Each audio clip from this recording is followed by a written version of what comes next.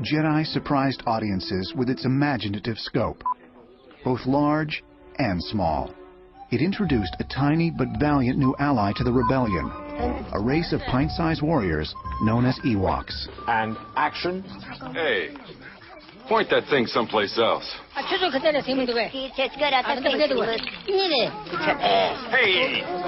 Alright, don't. It'll be alright. Joining the cast was Warwick Davis, who was just a youngster at the time, but also a die-hard Star Wars fan.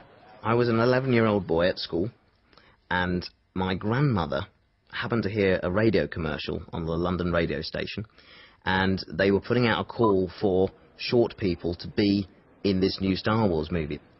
I don't think anybody on the movie was quite as excited as I was. You know, being an 11-year-old on a Star Wars set, there was no stopping me. In the role of Wicket, Davis became the film's most prominently featured Ewok. But only after Kenny Baker was suddenly taken ill. I had this scene with Carrie and the speeder bikes in California, in the Redwoods.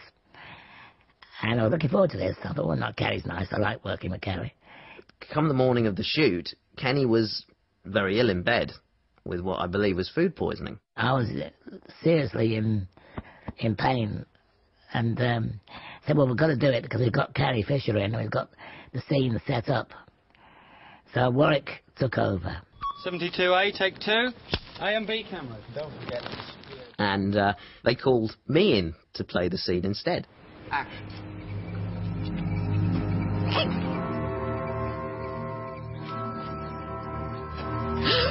Cut it out! I had a dog at the time, and I remember whenever he would hear a strange noise, he would tilt his head from side to side to look inquisitive, and I took those kind of movements and used them in the character. So whenever he sees something or hears a strange sound, he would, you know, tilt his head. 115S, take 3. A camera mark. Mark. What did he say? Ewok! He says, look out!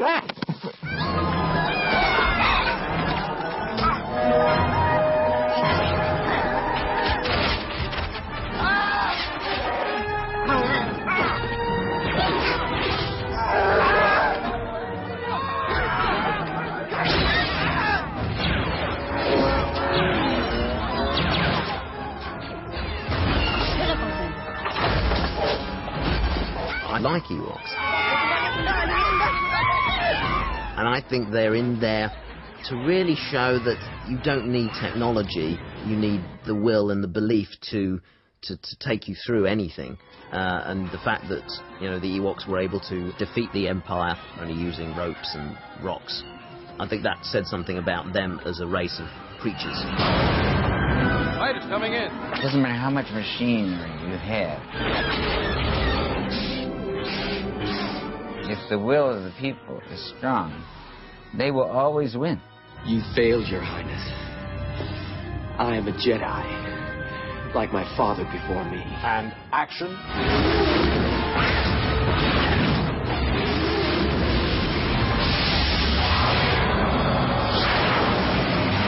As filming on Revenge of the Jedi drew closer to completion,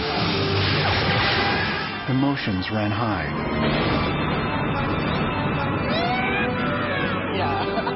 And saying goodbye would be difficult.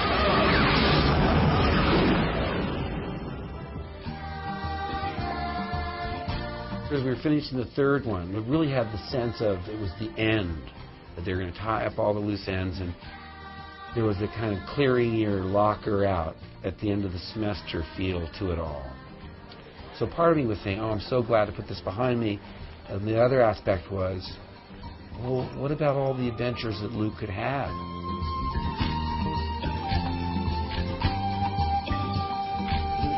For the moment, George Lucas was totally focused on completing his epic trilogy.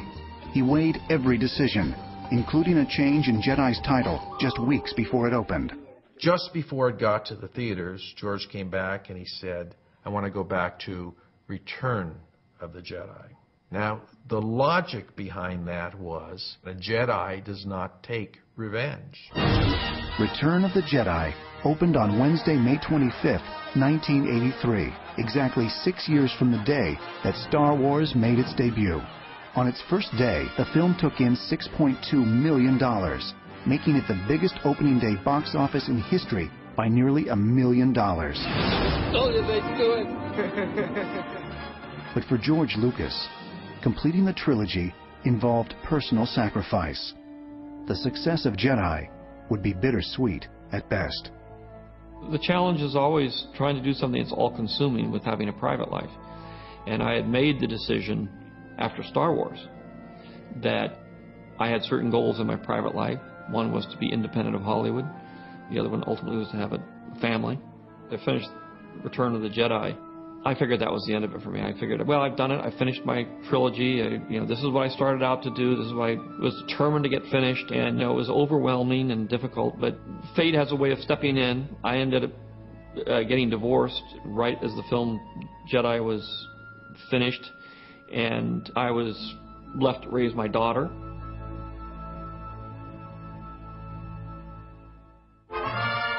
With the profits he made from the Star Wars movies and merchandise, George Lucas was able to keep funding his dream of pushing the boundaries of film and audio technology.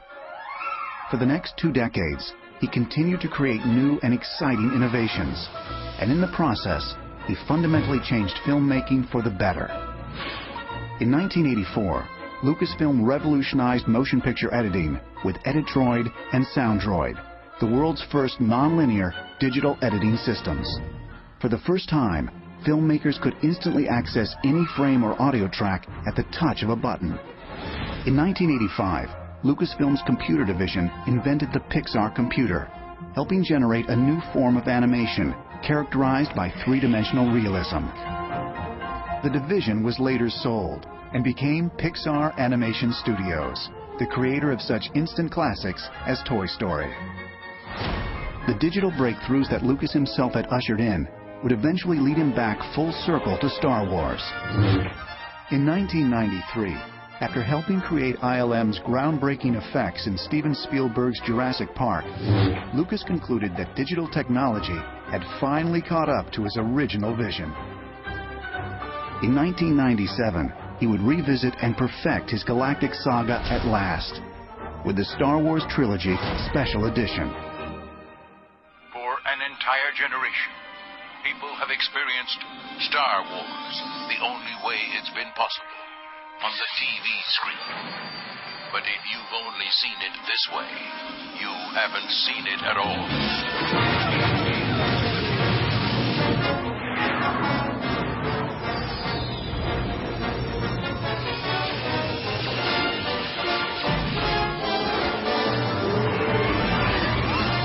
Things I couldn't afford to do at the time, things that I had to give up on because I just didn't have the time or money or the power to do it. I was able to go in, complete the films the way I originally intended them to be,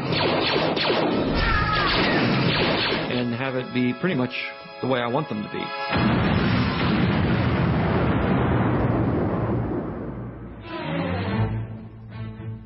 In 1999, 22 years after the original premiere, Lucas introduced Episode 1, The Phantom Menace. The film marked the beginning of another trilogy for a new generation. It also allowed Lucas to continue his pioneering use of digital technology. I'm finishing this for the love of Star Wars. I like Star Wars. I want to see the whole thing finished. For more than 3 decades, George Lucas's passion and dedication to the Star Wars saga has brought its share of rewards. But like the Force itself, success also has its dark side. What I was trying to do is stay independent so I could make the movies I wanted to make. But at the same time, I was sort of fighting the corporate system, which I didn't like. And I'm not happy with the fact that corporations have taken over the film industry. But now I found myself being the head of a corporation. So there's a certain irony there, is that I have become the very thing that I was trying to avoid, which is basically what part of Star Wars is about. The circle is now complete. When I left you, I was but the learner. Now I am the master. That is Darth Vader. He becomes the very thing that he's trying to protect himself against. But at the same time, I feel good that I'm able to make my movies the way I want them to be. While George Lucas has remained true to his own vision, it's been audiences everywhere who've reaped the rewards ever since May 1977, when moviegoers first caught sight of that galaxy far, far away. The themes that George is dealing with are so strong, so primordial. The conflicts between children and their parents. Luke Skywalker was George growing up, George facing conflict and the need to prove himself. You have learned much, young one. And he did, powerfully. You'll find I'm full of surprises. George was somehow able to put the good guys and the bad guys and the mythology in a package that somehow touched us. I don't know how. I guess if you know how, everybody would be doing it. Do or do not. There is no try. I am so pleased to be a part of that whole legend, even as an observer, and I am just an observer. Most impressive. He's created people that everyone in the world knows. Any author that could create such memorable characters would be a very happy person indeed. Laugh it up, fuzzball. He really established the independent film market. His films changed epic productions. He changed storytelling. He created what Hollywood is today. I'm out of it for a little while. Everybody gets delusions of grandeur. George was creating a new world for Hollywood, and we were lucky enough to be a part of it. Come on! He's not just the creator and director, now he is the studio. He can make exactly the movie that he wants to make. Obi-Wan has taught you well. One of the things that George Lucas has done in Star Wars is to communicate, in fact, with the younger self that resides somewhere inside even the oldest person. Good shot, Red 2. I think our cultural imagination has been transformed by Lucas's films, by taking us back to stories that make us all feel that we share in the heroic journey of the human species on this earth. The Force will be with you, always.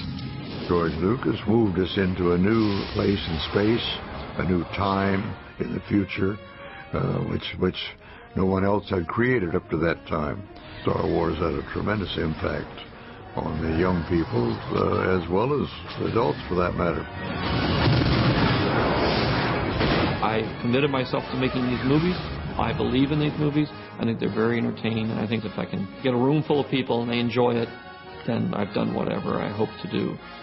For George Lucas, what began as a quest for creative freedom became a philosophy, a cultural phenomenon, and an empire of dreams.